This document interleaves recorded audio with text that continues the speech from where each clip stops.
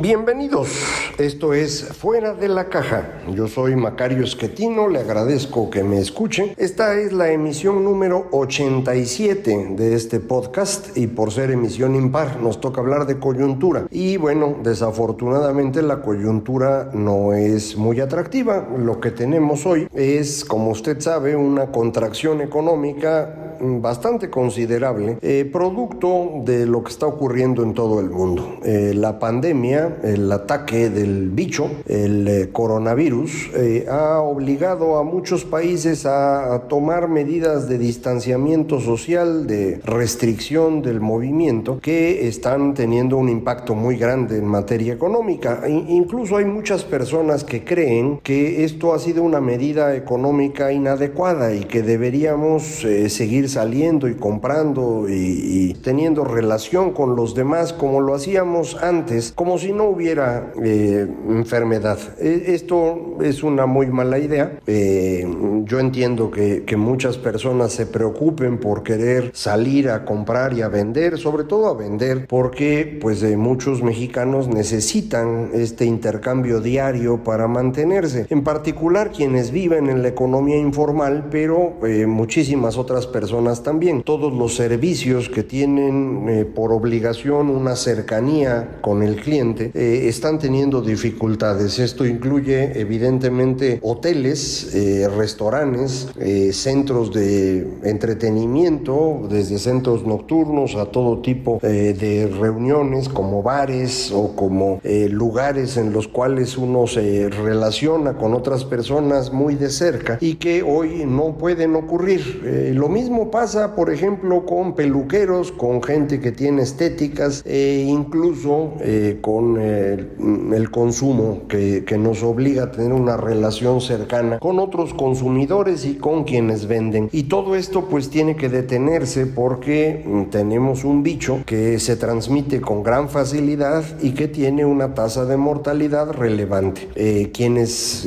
creen que esto no está bien y que deberíamos mantener una actividad más o menos similar a la anterior, tratan de utilizar algunos ejemplos de países que no han tenido tantos problemas, o al menos eso creen. Por ejemplo, Japón, en donde no se han utilizado restricciones muy serias a la movilidad, pero bueno, Japón tiene varias costumbres que ayudan en este caso. No hay una gran cercanía entre personas, hay una frecuencia mucho mayor de lavado de manos y de alejamiento de los demás. Las personas suelen dejar los zapatos fuera de la casa, cosas que uno piensa que no son relevantes, pero a la hora de poner en el contexto que hoy tenemos, pues resulta que sí son importantes. El otro ejemplo que utilizan es Suecia y dicen, bueno, pues Suecia no ha tenido que obligar a una restricción tan grande del intercambio y sin embargo, pues las cosas no son tan graves. No está totalmente claro que así sea. Indudablemente Suecia tiene una mayor morbilidad y mortalidad que los países cercanos, es decir, Noruega, Dinamarca, Finlandia, en donde la situación es menos grave que en Suecia. No sé usted cuántas personas considere que es conveniente que mueran para poder ir a comprar ropa o joyas o para irse a arreglar el cabello. No es una decisión sencilla, no creo que debiéramos entrar en tanto detalle al respecto, pero pues me parece que estamos en el siglo XXI. Si bien en el siglo XX, cuando ocurrió algo similar exactamente hace 100 años con la influenza que se ha dado en llamar influenza española, no se tomaron en todas partes restricciones como las actuales y hubo una cantidad significativa de muertes que alcanzó al 5% de la población mundial de ese momento. No sé si usted quiera que nos arriesguemos a tener algo similar. Esto hoy significaría más o menos 400 millones de muertes en todo el mundo en el transcurso de 2 años, 3 años. En México esto equivaldría más o menos a 40 veces lo que nos está costando el crimen organizado. Otra vez es algo que se puede discutir, yo no me opondría a que se discutiera, pero pues hay que ponerle números. No es nada más de que pues yo digo que las cosas van a estar mejor. Hay que poner números y cuando uno pone las cifras resulta que la situación no es tan sencilla como parece. En cualquier caso, lo que estamos haciendo buena parte de los países del mundo es restringir el movimiento. Y esta restricción pues tiene un efecto sobre la economía y es un efecto considerable. Acabamos de tener los datos de qué pasó con el empleo en México durante el mes de abril.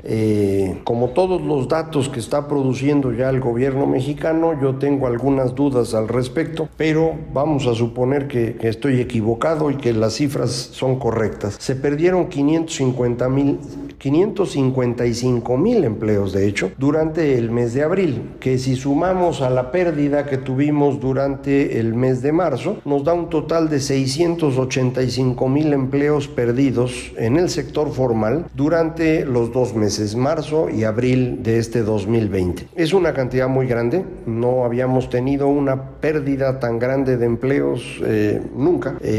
No puede tratar de comparar con otras crisis que vinieron de fuera, como la de 2001-2003 o como la de 2008-2009. En ambos casos llegamos a perder más empleos, pero en un periodo mucho más largo de tiempo. Ahora en solamente 2 meses, le digo, pues hemos perdido 685,000 empleos y creo que la pérdida subestima el tamaño de la contracción. Y para esto permítame darle algunas cifras. Los estados que más empleos pierden en términos relativos son todos estados turísticos. Quintana Roo pierde 92,000 empleos, casi 93,000, que equivalen al 20% de la población formal empleada que tenía en febrero. Nayarit pierde 17,000, el 11% de lo que tenía. Baja California Sur 18,000, que es el 10% de su población empleada en febrero. Y Guerrero casi 10,000 empleos, 6% de lo que tenía empleado de manera formal en febrero.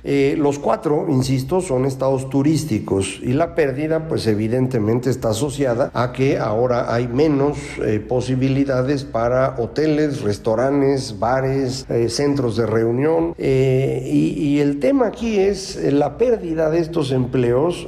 Creo que subestima el tamaño de la contracción. En realidad lo que estamos viendo en estos estados es que la actividad turística está muy cerca de cero. El asunto es que las empresas no pueden despedir al personal.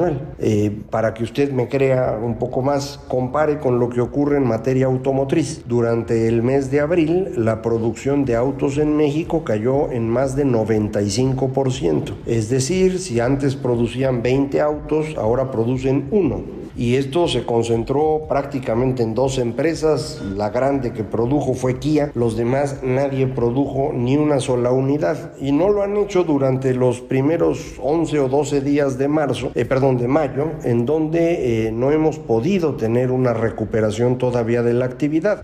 Por eso la presión que tiene el gobierno estadounidense y las armadoras de autos para que se recupere esta actividad económica y puedan producir algo, pero de momento pues seguimos ahí atorados. En el turismo debemos tener datos similares. Sin embargo, no pueden las empresas turísticas liquidar al personal con facilidad y no se puede por una razón muy importante. Las leyes en México obligan a que si usted quiere liquidar a una persona, le debe pagar 3 meses de sueldo, 12 días por año trabajado y todo calculado al salario integrado, es decir, con todas las prestaciones incluidas. Ese es un costo muy significativo. Para quienes son empleados, pues es una maravilla porque no lo dejan a uno en la calle de un día para otro. Tiene uno un margen para poder sobrevivir. Compare usted con Estados Unidos. Estados Unidos en el transcurso de abril despidieron a 20 millones de personas, que es pues algo así como el 15% de la población de ese país que estaba ocupada y que de pronto dejó de tener empleo. Acá no, ni siquiera en las situaciones más graves como el turismo hemos llegado a esos porcentajes de 15%, solo el caso de Quintana Roo que le comentaba. En todos los demás, abajito de esa cifra. ¿Por qué es eso la circunstancia? Bueno, porque cuesta. El asunto es que, bueno, las empresas pueden aguantar un rato, pero no mucho. Si usted obliga a que la empresa tenga que actuar de esa manera, lo que va a hacer en el mediano plazo es contratar menos. Si el despido es difícil, la contratación se vuelve difícil. Y esa es la explicación de por qué México tiene una economía informal tan grande como tiene. Es difícil despedir a un trabajador en México y por eso las empresas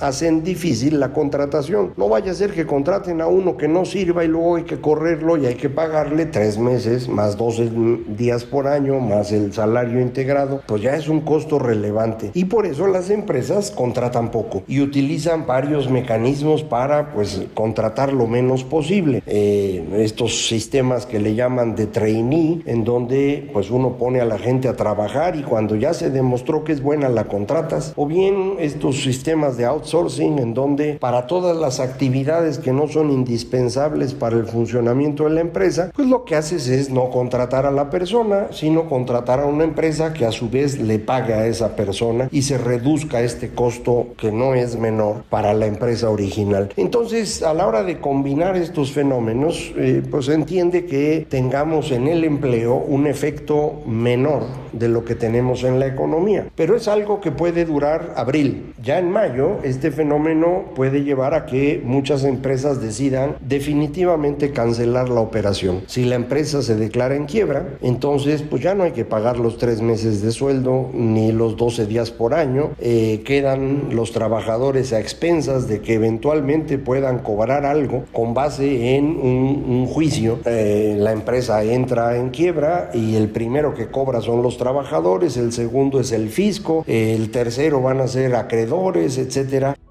Las empresas con esto van a quitarse de encima dificultades, pero al mismo tiempo esto implica que no van a poder recuperar su actividad económica en junio o en julio o en agosto. Entonces estamos entrando en un proceso que puede ser muy difícil de administrar, en donde hemos cometido un error muy serio. Podíamos haber ayudado a las empresas a no llegar a esta situación. Todas estas empresas que están teniendo despidos en el Seguro Social, sabemos quiénes son, es decir, el seguro sabe, tiene todos los datos de la empresa, del apoderado legal, de cada uno de los trabajadores, y podía el gobierno mexicano haberse acercado a esas empresas para ayudarlos a compensar un poco el golpe. Si, por ejemplo, se hubiera pospuesto el pago de cuotas de Seguro Social y de Infonavit durante unos meses, esto implicaría que por cada 4 personas que han corrido, una pudo haber mantenido el trabajo, porque eso es exactamente el costo del Seguro Social y el Infonavit, 25%. Entonces, pues hubiera alcanzado con eso para mantener más personas todavía en nómina y ayudar a que las empresas no estén al borde de la quiebra durante mayo. Pero no se hizo.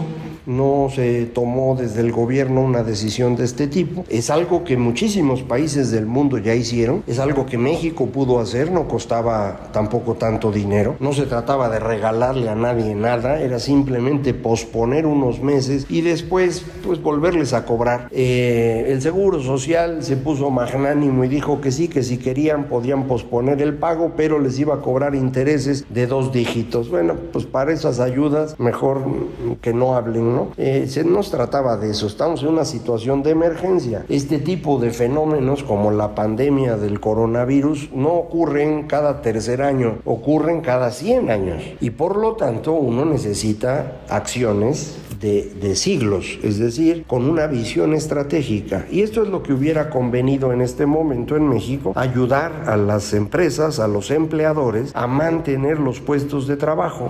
Pero insisto, no se hizo, y no se hizo en marzo, ni en abril, ni se ha hecho al momento de grabar esto, que es el día 12 de mayo, de manera pues que a lo mejor tenemos suerte y para la segunda mitad del mes esto mejora un poco, o para junio ya vemos alguna idea del gobierno, pero hasta ahorita no hemos tenido suerte y lo que nos da esto como resultado pues son estos 700,000 empleos perdidos en números redondos, que es una cantidad muy grande. El presidente había dicho, no sé de dónde se le ocurrió, que iba a generar 2 millones de empleos durante 2020.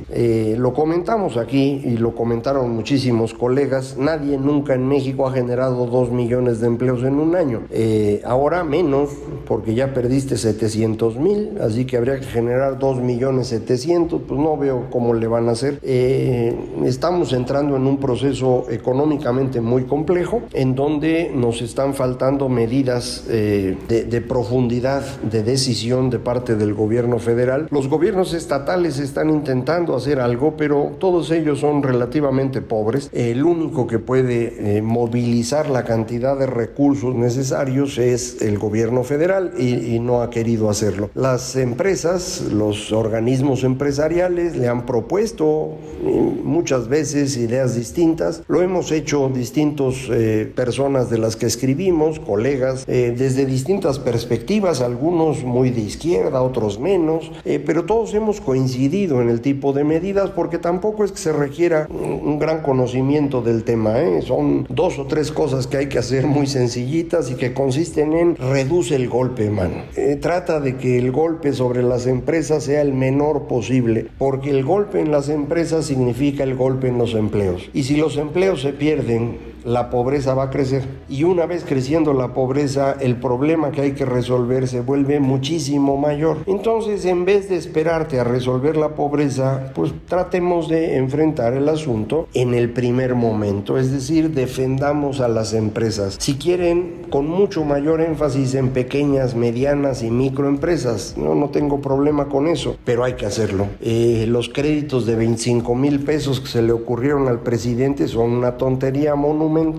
Una empresa, incluso microempresa, con 25,000 pesos no libra ni un mes. Él nunca ha tenido un trabajo, nunca ha generado un empleo, no tiene idea de lo que esto significa. Si usted tiene una empresa y contrata a una persona, insisto, en el momento de contratarla, no solo se obliga a pagarle un mes de sueldo, se obliga a pagarle 3 meses el día que lo despida, más 12 días por año calculados a salario integrado, que no es una cosa menor. Entonces, estamos en una situación compleja en materia económica. Insisto, muchas personas creen que si no hubiera habido cuarentena el problema sería menor. Probablemente en materia económica sería menor, pero estaríamos enterrando un montón de compatriotas y eso pues tampoco es una buena idea. En consecuencia, necesitamos hacer lo que estamos haciendo. Hay que seguir guardados en las casas. Hay que recuperar la actividad económica con mucha cautela, con una mayor cantidad de pruebas, con restricciones a la relación, y esto significa cubrebocas, distanciamiento, y esto va a exigir un trabajo de coordinación económica que debe ser muchísimo más profesional que el que hemos visto hasta hoy de parte del gobierno federal. Yo sé que no le puedo uno pedir peras al olmo, pero pues hay que explicar cómo deben ser las cosas y lo que necesitamos es eso, un trabajo profesional. La falta de profesionalidad del gabinete del señor López Obrador es monumental. El secretario de Hacienda no aparece, no ha propuesto nada para resolver estos problemas, anunció un sistema de créditos que nunca propuso. La secretaria de Economía habló de 12 millones de empresas cuando en este país existen 4. Son errores que uno no puede dejar pasar. Son una muestra de la incapacidad de las personas que acompañan a un presidente profundamente incapaz. Y esa es la mala fortuna que tenemos. Frente a la peor crisis en 100 años, nos toca el peor gobierno en toda nuestra historia. Pero bueno, pues eso es lo que tenemos hoy. Usted manténgase en su casa, cuídese y vayamos buscando a ver qué alternativas se nos ocurren. De momento ya se nos acabó el tiempo. Yo le agradezco muchísimo que me escuche. Ya sabe usted, aquí estamos cada semana en Fuera de la Caja, y para comunicarse conmigo, Macario MX. En Twitter, @Macario MX, correo electrónico macario@macario.mx y página electrónica www.macario.mx. Muchísimas gracias. Esto fue Fuera de la Caja.